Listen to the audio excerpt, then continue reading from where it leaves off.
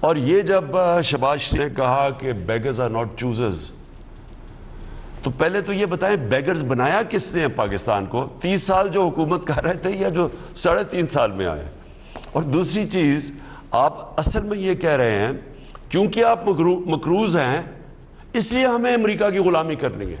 اصل میں یہ مطلب ہے بیگرز آر ناٹ چوزرز۔ اس نے پوچھا نا کہ عمران خان کہہ رہا ہے کہ جی ایبسولوٹلی ناٹ۔ میں یہ واضح کر دوں اپنی ساری قوم کو، میں ساری دنیا پھرا ہوا ہوں، میں کبھی بھی کسی ملک کے خلاف نہیں ہوں، نہ میں اینٹی امریکن ہوں، نہ میں اینٹی انڈیا ہوں، نہ یہ میں بار بار کہہ بیٹھا ہوں۔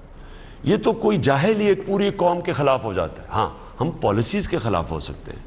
میں افغانستان میں یہ جو وار آن ٹیرر تھی، میں اس کے خلاف بولا ہوں، لیکن ایک اینٹی امریکن نہیں ہوں میں جو چاہتا ہوں کہ ہماری دوستی ہو ان سے۔ دوستی کا مطلب کیا ہے؟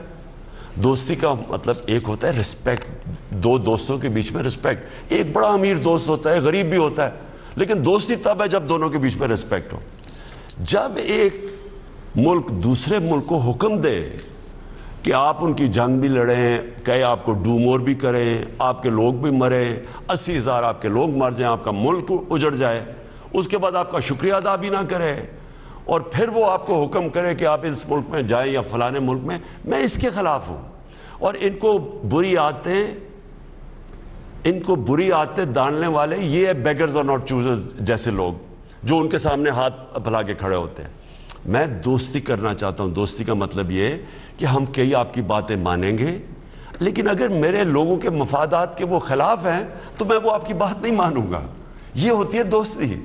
غلامی یہ ہوتی ہے کہ آپ ایسے کھڑے ہو جائیں کہ جو حکم ملے، 80,000 لوگ آپ مروا چکے ہیں، اچھا جی آپ جو بھی آپ نے آگے کرنا ہے بیسز لینے ہیں تاکہ اور ہم کسی بھی جنگ کا حصہ بن جائیں۔ میں اس کے خلاف بات کر رہا ہوں۔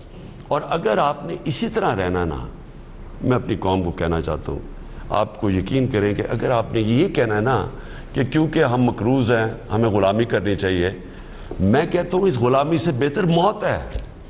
یہ آپ کو جینے کا حق نہیں ہونا چاہیے کہ جو اس طرح شرک کریں کہ کسی اور کے سامنے، انسان کے سامنے یا کسی کے سامنے جھکیں۔ جی ہمارے ساتھ اگلے کال